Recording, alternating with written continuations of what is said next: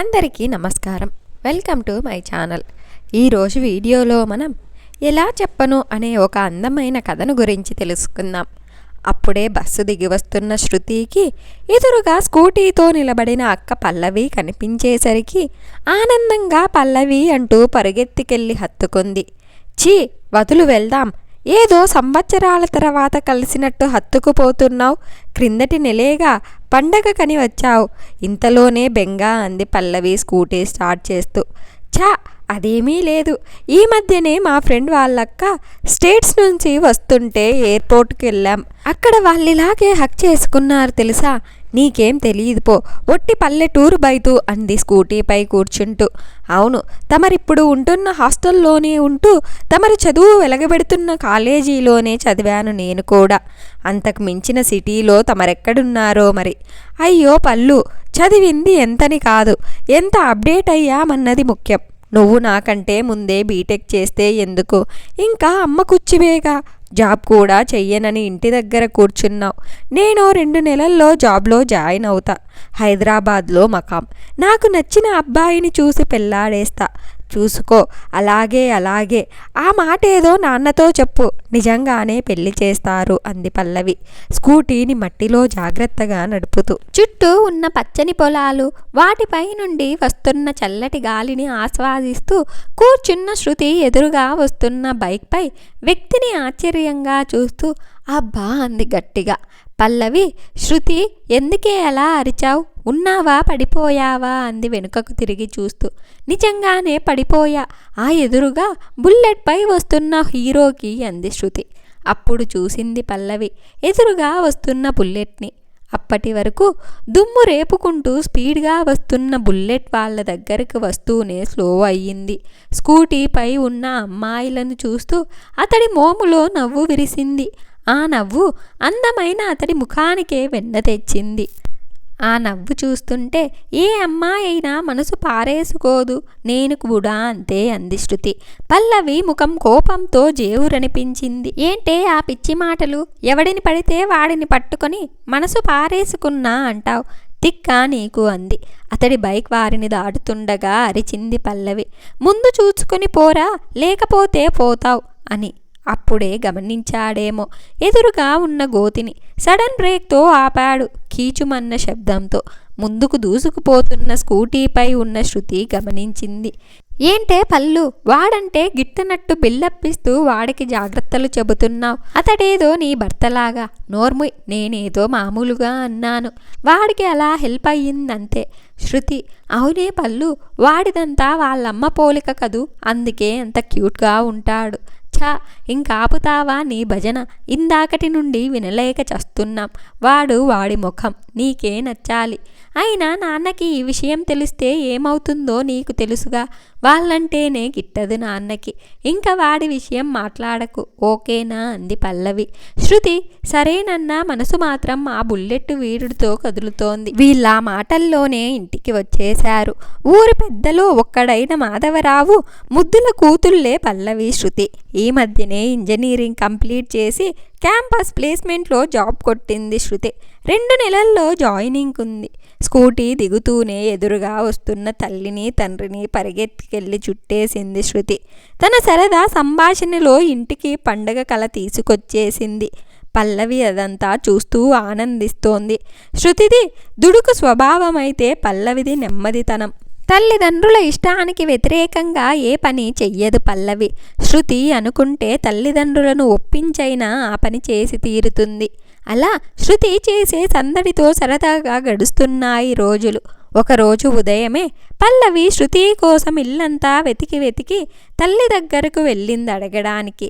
శృతి, మీ నాన్నకి టిఫిన్ తీసుకెళ్ళిందే పొలానికి, మీ నాన్న తెల్లవారుజామున పొలాన్ని దున్నించాలని వెళ్ళారు, పాలేరుకు ఇస్తానే అంటే వినకుండా ఇది వెళ్ళింది, నువ్వింకా లేవలేదని నన్ను చెప్పమంది. వచ్చేస్తుందిలేమ్మా అంది రాజేశ్వరి. లేదులేమ్మా, నేను వెళతాను, పొలం చూసి వస్తాను, ఇద్దరం సరదాగా పొలమంతా తిరిగి వస్తామంటూ బయలుదేరింది. సరే అయితే జాగ్రత్త, మామిడి తోపు దగ్గర ఉన్న పొలంలో ఉంటారంటూ చెబుతున్న రాజేశ్వరి మాటలకి సరే అంటూ బయటికి పరుగు తీసింది. పల్లవి పొలం చేరే సమయానికి తండ్రొక్కడే ఉన్నాడు.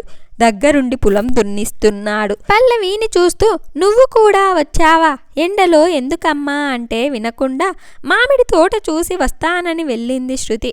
నువ్విక్కడే ఉండు వచ్చేస్తుంది అంటున్న తండ్రితో లేదులే నాన్న, నేను కూడా మన మామిడి తోట చూసి వస్తా అంటూ తోటలోకి దారి తీసింది.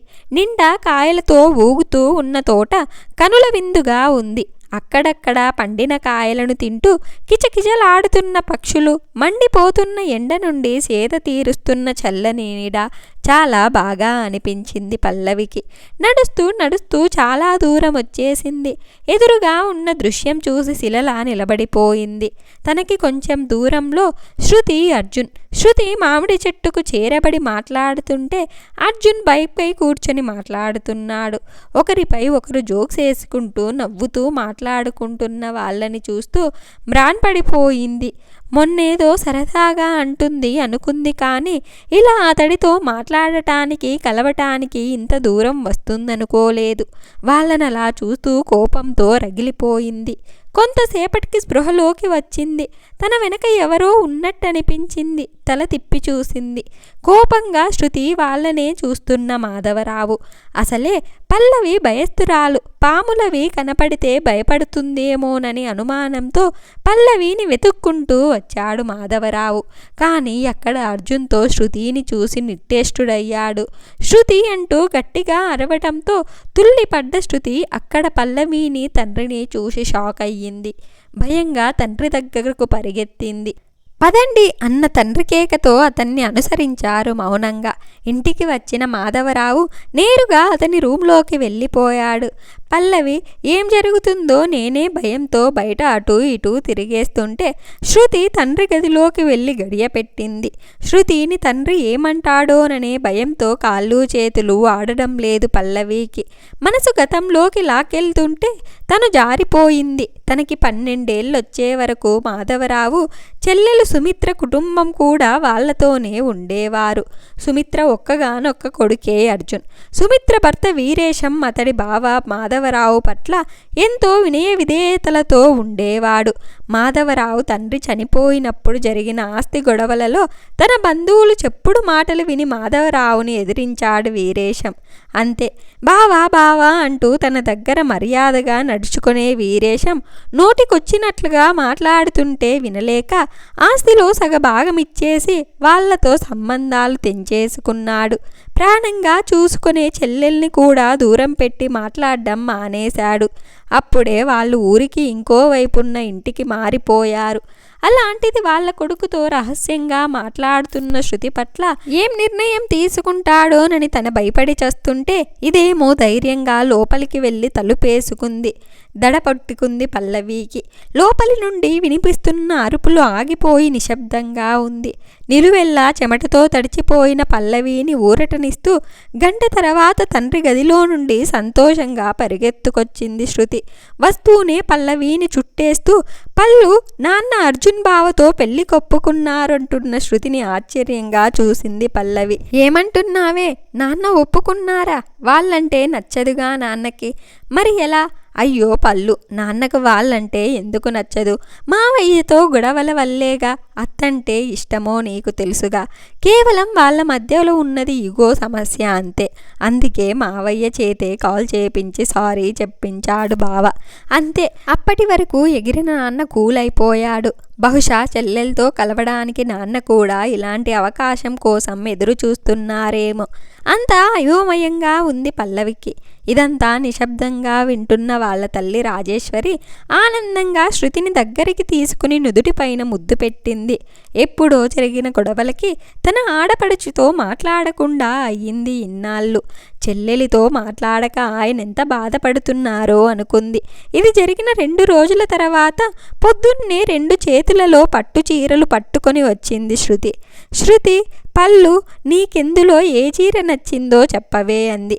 అప్పుడు పల్లవి, ఎందుకే, ముందు చెప్పు పల్లు. అప్పుడు పల్లవి, ఈ ప్యారెట్ గ్రీన్ చాలా బాగుంది. అప్పుడు శృతి, సరే నేను ఇది కట్టుకుంటా, నువ్వు ఇందులో ఏదో ఒకటి సెలెక్ట్ చేసుకొని కట్టుకో సరేనా? అప్పుడు పల్లవి, అదేంటి, అది నచ్చిందంటే నువ్వు కట్టుకుంటున్నావు, మళ్ళీ నన్ను ఇంకొకటి సెలెక్ట్ చేసుకో అంటున్నావు, ఇంతకీ ఎందుకు? ఇంట్లో ఏమైనా పూజ? అప్పుడు శృతి, కాదు పెళ్లి చూపులకు వస్తున్నారు. పల్లవి అడిగింది, ఎవరికి అని. అప్పుడు శృతి, ఇంకెవరికి, నీకే. అర్జున్ బావ వాళ్ళ చిన్నాన్నగారి అబ్బాయి నిన్నెక్కడో చూశాడంట, నచ్చావంట, నాన్నకి కూడా నచ్చిందా సంబంధం, అందుకే ఇవాళ రమ్మన్నారు వాళ్ళని. అప్పుడు పల్లవి, ఏంటే ఇది, నాకు చెప్పకుండా పెళ్లి చూపులు ఏర్పాటు చేస్తారా? నీ పెళ్లికి అడ్డంగా ఉన్నానని నన్ను పెళ్లి చేసి తగలేయాలనుకుంటున్నావా? అప్పుడు శృతి, మరేం చెయ్యమంటావు, నువ్వు ఎవరినైనా ఇష్టపడతావేమో అనుకుంటే నీకంత సీన్ లేదు, అందుకే పెద్దరికం తీసుకుని సంబంధాలు చూడాల్సి వచ్చింది, ఏం చేస్తామంది ఏదో కష్టపడుతున్నట్టు నుదుటి మీద చెమట తుడుచుకుంటూ. అమ్మా శృతి, పల్లవి తయారయ్యారా, పెళ్లి వాళ్ళు వచ్చేస్తున్నారంట. అమ్మా రెడీ అంది శృతి నుదుటనున్న పాపిడి బిళ్ళ సరిచేసుకుని మరోసారి అద్దంలో తనని తాను చూసుకుంటూ. తయారయ్యి అద్దం ముందు మౌనంగా కూర్చున్న పల్లవి ఏదో అనుమానంగా, అవునే, నాకు పెళ్లి చూపులైతే నువ్వెందుకు ఇంతలా తయారవుతున్నావు? అదా, అర్జున్ బావ వాళ్ళు కూడా వస్తున్నారు, అఫీషియల్గా నాకు కూడా ఇప్పుడే పెళ్లి చూపులు, అందుకే ఇంతలా. సరే నువ్వేంటి ఇంత డల్గా ఉన్నావు, నీకు పెళ్లి చూపులు ఇష్టం లేదా అంది పల్లవి. అదేం లేదు, ఇంత సడన్గా అంటే నాకేం అర్థం కాలేదంతే. శృతి ఓకే ఓకే అంటూ మళ్ళీ మేకప్ సరిచేసుకోవడంలో పడిపోయింది. హాల్లో అప్పటికే వచ్చిన ఊరి పెద్దలు కూర్చున్నారు. మరో అరగంటలో వచ్చిన కారులో నుండి దిగారు అర్జున్ వాళ్ళ అమ్మా నాన్న. మరో కారులో వచ్చిన అర్జున్ చిన్నాన్న కుటుంబం కూడా మరికొంతమంది పెద్దలతో దిగారు. అందరినీ ఆప్యాయంగా ఆహ్వానించారు మాధవరావు, రాజేశ్వరి. సుమిత్ర అయితే అన్నయ్యని వదినని చూసి కళ్ళ నీళ్లు పెట్టుకుంది. వీరేశం తన తప్పుకి నేరుగా తన బావగారిని మరోసారి క్షమాపణలో అడిగితే మాధవరావు ఆప్యాయంగా హత్తుకొని ఓదార్చాడు. అందరూ హాల్లో వేసిన సోఫాలలో కూర్చున్నారు. వీరేశం బావ పక్కనే కూర్చుని తన తమ్ముడి కొడుకు పవన్ గురించి వివరాలు చెబుతున్నాడు. ఇంతలో అమ్మాయిల్ని పిలిపించడన్న పెద్దవాళ్ల మాటలతో చేతులలో టీ కప్పులు ట్రేలతో వచ్చారు శృతి, పల్లవి. బంగారు బొమ్మల్లా ఉన్న వాళ్ళని చూస్తేనే సుమిత్ర ఉబ్బి తబ్బిపోయింది. ఇంకో కొడుకుంటే ఇద్దరు తన కోడళ్లే అయ్యేవారనుకుంటూ అలానే చూస్తూ ఉండిపోయింది. యు ఆకారంలో వేసిన సోఫాలలో అర్జున్ మధ్యవైపు కూర్చుంటే అతనికి పక్కగా పవన్ కూర్చున్నాడు. అమ్మాయిలిద్దరూ చెరోవైపు ట్రేలలో టీని ఒక్కొక్కరుగా అందించుకుంటూ వచ్చేసరికి ఇద్దరూ ఒకేసారే అబ్బాయిలకు టీ అందించారు. అప్పుడు చూశారు ఎదురుగా ఉన్న వాళ్ళని. అనుకోకుండా పల్లవి అర్జున్కి, శృతి పవన్కి అందించారు. తర్వాత సుమిత్ర అమ్మాయిలిద్దరినీ తన పక్క కూర్చోబెట్టుకుంది. పల్లవి శృతి స్త్రీ సహజమైన సిగ్గుతో తలదించుకుంటే అబ్బాయిలిద్దరూ తలెత్తి ఇలాంటి అనుభూతి మళ్ళీ రాదనుకుంటూ అమ్మాయిల్ని ఓరకంట చూస్తున్నారు. సరే మాధవరావు, ఎంత ఒక అబ్బాయిని మేడకోడలైనా ఇంకో అబ్బాయి అమ్మాయితో మాట్లాడాలనుకుంటాడుగా, ఆ ఏర్పాట్లు చూడండి అనడంతో నేను కూడా మాట్లాడాలన్నాడు అర్జున్. సరే అమ్మాయిలు, మీరు మీ రూముల్లోకి వెళ్ళండి, అబ్బాయిలొచ్చి మాట్లాడతారనడంతో రాజేశ్వరి అమ్మాయిలిద్దరినీ తీసుకుని వెళ్ళిపోయింది. పల్లవి తన గదిలో ఉన్న కిటికీలో నుండి బయటికి చూస్తూ ఉంది. లోపలికి ఎవరో వచ్చినట్టయిన అలికిటిని తల తిప్పి చూసింది. ఎదురుగా అర్జున్. ఒక నిమిషం ఏమీ అర్థం కాక అలా చూస్తూ ఉండిపోయింది. మరు నిమిషంలో తేరుకొని, మీరేంటి ఇక్కడ అంది కంగారుగా. ఏం లేదు, నీ వల్లేగా నా పెళ్లి జరుగుతోంది, థ్యాంక్స్ చెబుదామని పవన్ని 10 నిమిషాలు పర్మిషన్ అడిగా. ఓ అందుకా, అయినా నేనేం చేశాను అంటూ మళ్ళీ అటు తిరిగి నిల్చుంది. అవుననుకో, నువ్వు అనుకోకుండా వచ్చిన మావయ్య నీకు కూడా వచ్చేగా మమ్మల్ని అక్కడ చూశారు, లేకపోతే ఎలా చెప్పాలా అని ఒకటే కంగారు పడ్డాం. అయినా చిన్నప్పటి నుండి నిన్ను చూపించి నువ్వే నా భార్యవనేది మా అమ్మ. కానీ ఏం చేస్తాం, నీకు నేనంటేనే నచ్చదు. కాలేజ్లో కూడా నీతో మాట్లాడాలనుకుంటే పట్టించుకునేదానివే కాదు, పైగా నన్ను చూస్తేనే తిట్టేదానివి. ఏదో మీ చెల్లెలు నన్ను ఇష్టపడింది కానీ లేకపోతే మా అమ్మ కోరిక నెరవేరేదన్నాడు అర్జున్. సరేలే, ఇప్పుడు మా తమ్ముడికి భార్యవవుతున్నావు. ఇంతకీ నిన్ను మరదలవనాలా లేక మీ చెల్లిని చేసుకుంటున్నాను కాబట్టి వదినా అనాలా అంటున్న అర్జున్ని చివ్వున తలెత్తి చూసింది పల్లవి. ఇంతకీ నీకు మా తమ్ముడు నచ్చాడా లేదా అంటున్న అర్జున్ మాట పూర్తవకముందే పరుగున వచ్చి అతని గుండెలపై వాలింది. అప్పటికే కన్నీళ్లతో తడిసిన ఆమె కళ్ళు అతడి గుండెలను తడిపేస్తుంటే, అవును, నువ్వంటే నాకు నచ్చదు. నేనంటే ప్రాణమిచ్చే నాన్నకు మీరంటే నచ్చదని తెలిసినా నిన్ను పిచ్చిగా ప్రేమిస్తాను కదా, అందుకే నువ్వంటే నచ్చదు. నీకోసం ఎప్పుడూ నాన్నని వదిలి ఉండని నేను హాస్టల్లో ఉండి మరీ చదువుకొనేలా చేశావుగా, అందుకే నువ్వంటే నచ్చదు. 4 ఏళ్ల పాటు నా ఎదురుగా తిరుగుతూ అప్పుడప్పుడు నాలో ఉన్న ప్రేమను నీతో చెప్పమని ప్రేరేపించేవాడిగా, అందుకే నువ్వంటే నాకు నచ్చదు. ఉద్యోగం చెయ్యకుండా ఊర్లో ఉండి మీ నాన్నకి సాయం చేస్తానంటూ నేను కూడా ఉద్యోగం చెయ్యకుండా చేశావుగా, అందుకే నువ్వంటే నాకిష్టం లేదు. నేను నా ప్రేమని చెప్పలేకపోతే నా చెల్లితో పెళ్ళికి రెడీ అయిపోయావుగా, అందుకే నువ్వంటే నాకిష్టం లేదు అంటూ 2 గుప్పిళ్లతో అతడి గుండెలపై కొడుతూ వెక్కిళ్ళు పెట్టి ఏడుస్తున్న పల్లవి 2 చేతులను పట్టుకొని ఏడ్చి ఎర్రబారిన ఆమె కళ్ళలోకి చూస్తూ గట్టిగా తన వైపు లాక్కున్నాడు. మళ్ళీ అతడి గుండెలపై వాలిన ఆమెను చేతులతో చుట్టేస్తూ, మరెందుకు పిచ్చి, ఇంత ప్రేమను మనసులోనే దాచుకున్నావు? చెప్పొచ్చుగా, మీ నాన్నకి భయపడి నన్ను దూరం చేసుకుందామనుకున్నావు కదూ అన్నాడు లాలనగా. నీ కళ్ళలో కనిపించే ప్రేమను అర్థం చేసుకోలేనంత పిచ్చివాడిని కాను. నేను ఎదురుపడితే మెరిసే నీ కళ్ళలోని ఆనందం నాకర్థం కాలేదనుకున్నావా అంటూ ఆమె నుదుటిని ముద్దాడాడు. ఆ మాటల కన్నా అతడి సాంగత్యమే ఆమెను సేద తీరుస్తుంది. మరి మనం పెళ్లి చేసుకుందామా అన్నాడు అర్జున్. అతడి కౌగిలిలో ఒదిగిన ఆమె ఊ అంది ట్రాన్స్లో ఉన్నట్లు. మరి మేమేమైపోవాలి అని వెనుక నుండి 2 గొంతులు వినిపించాయోకేసారి. అంతే, అతడి నుండి దూరం జరిగి చూసింది. ఎదురుగా పవన్, శృతి. ఒక్క క్షణం జరిగింది గుర్తు చేసుకుని సిగ్గుతో, క్షమించు శృతి, నేనేదో బావపై ఇష్టాన్ని దాచుకొని ఒక్కసారిగా తనని ఇంత దగ్గరగా చూసి తట్టుకోలేక భయపడిపోయా. నన్ను క్షమించు అంటూ తల వంచుకుంది. నువ్వేంటి బావా, నన్ను పెళ్లి చేసుకుంటానని మాటిచ్చి ఇప్పుడు మా అక్కని చేసుకుంటానంటున్నావంది కోపంగా. ఏం చెయ్యను శృతి, ఎంతైనా ఫస్ట్ లవ్ కదా, అలా తను తంత దగ్గరయ్యేసరికి కాదనలేకపోయా అన్నాడు అమాయకంగా ముఖం పెట్టి. అప్పటి వరకు ప్రేమగా కబుర్లు చెప్పిన వ్యక్తి శృతిని చూడటంతోనే ప్లేట్లు ఫిరాయించడంతో కోపంగా చూసింది పల్లవి. అందుకని మాకు న్యాయం చేస్తారా అంది సూటిగా ఇద్దరినీ చూస్తూ. ఇప్పటికే సిగ్గుతో చితికిపోయిన పల్లవి తప్పు చేశాను క్షమించు అంటూ ఏడుస్తూ బయటికి పరుగు తీయబోయిందో ఎవరో చెయ్యి పెట్టి లాగడంతో ఆగిపోయింది.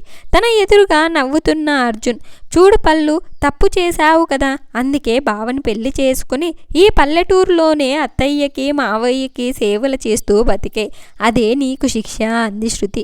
అదేంటి, త్యాగం చేస్తున్నావా? నాకేం అక్కర్లేదు, బావని నువ్వే పెళ్లి చేసుకో, మీరే సంతోషంగా ఉండండి అంది పల్లవి జారుతున్న కన్నీటిని తుడుచుకుంటూ. అదేంటండి, శృతి అన్నయ్యని పెళ్లి చేసుకుంటే నేనేమైపోవాలి అన్నాడు. అప్పటి వరకు బొమ్మలా అదంతా చూస్తున్న పవన్.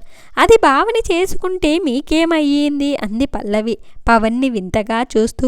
ఏమయ్యిందంటే, వాడు లేవు చేసిన అమ్మాయిని వాళ్ళన్న చేసుకుంటే బాధపడతాడుగా అన్నాడు అర్జున్ నవ్వుతూ. హే, నాకదంతా గజిబిజిగా ఉంది, సరిగ్గా చెబుతారా లేదా అరిచింది పల్లవి. అది నేను లవ్ చేసిన పవన్. అర్జున్ బావ వాళ్ళ తమ్ముడని తెలిసి నాకైనా నాన్నని అత్తయ్యని వాళ్ళని ఒప్పించాలని ఊరొచ్చాను. ఇక్కడికి వచ్చాకే తెలిసింది నువ్వు బావని మూగ నోము పట్టి మరీ ఇష్టపడుతున్నావని. అందుకే బావతో మాట్లాడి మన పెళ్ళిళ్ళ కోసం ఏం చెయ్యాలో అని ఆలోచిస్తుంటే నాన్న చూసేశారు.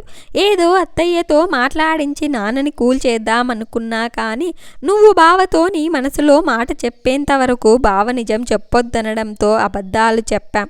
సారీ పల్లు అంటున్న శృతితో, అంటే మీ ఇద్దరూ నాతో ఆడుకున్నారా అంటూ పక్కనే ఉన్న షటిల్ బ్యాట్ చేతిలోకి తీసుకున్న పల్లవిని చూస్తూ పరుగులిడికించింది అర్జున్ శృతి.